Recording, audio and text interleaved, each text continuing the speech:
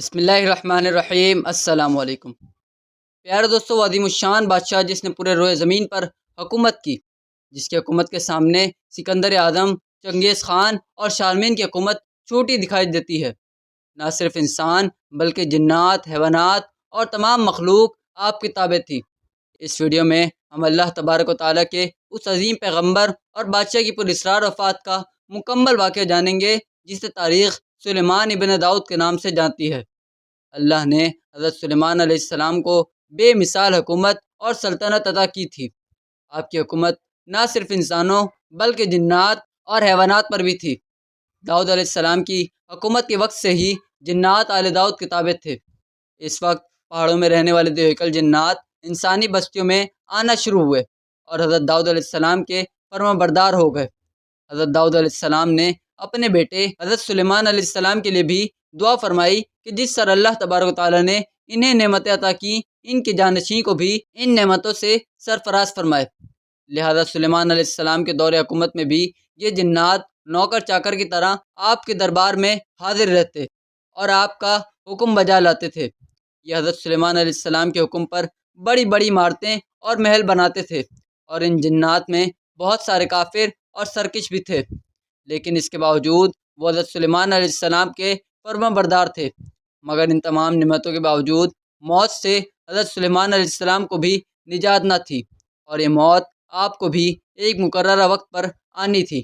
دراصل ملک شام میں جس جگہ حضرت موسیٰ علیہ السلام نے اپنا خیمہ گاڑا تھا، ٹھیک اسی جگہ حضرت سلیمان علیہ السلام کے والد حضرت داؤد علیہ السلام نے عبادت کے لیے عظیم بیت المقدس کی بنیاد رکھی، مگر وہ عمارت پوری ہونے سے قبل ہی حضرت داؤد علیہ السلام کی وفات کا وقت آن پہنچا، اور آپ نے اپنے بیٹے اور جانشین حضرت سلیمان علیہ السلام کو اس مقدس عمارت کو مکمل کرنے کی وصیت فرمائی۔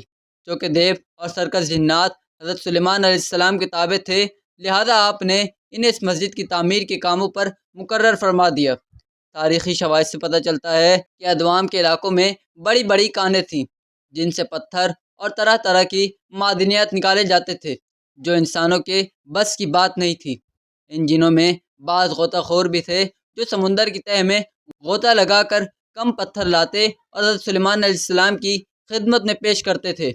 بیت المقدس کی تعمیر کے لیے بھی یہ جنات دور دراز کے علاقوں سے بڑی بڑی چٹانیں اٹھا کر لایا کرتے تھے اور مسجد کی بنیادوں اور ستونوں کی بنیاد رکھا کرتے تھے۔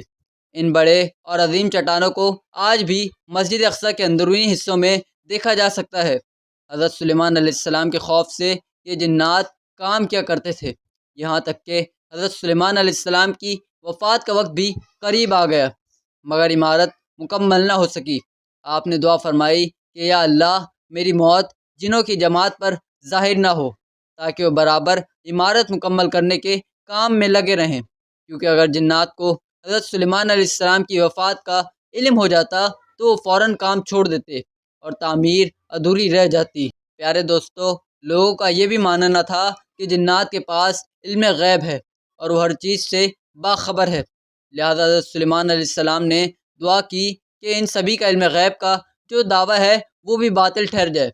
حضرت سلیمان علیہ السلام نے ملک الموت سے کہا تھا کہ میری موت کا وقت مجھے کچھ عرصہ پہلے ہی بتا دینا، لہذا ملک الموت ایک دن آپ کے پاس تشریف لائے اور اللہ کا حکم سنا دیا کہ ان قریب آپ کی موت ہونے والی ہے۔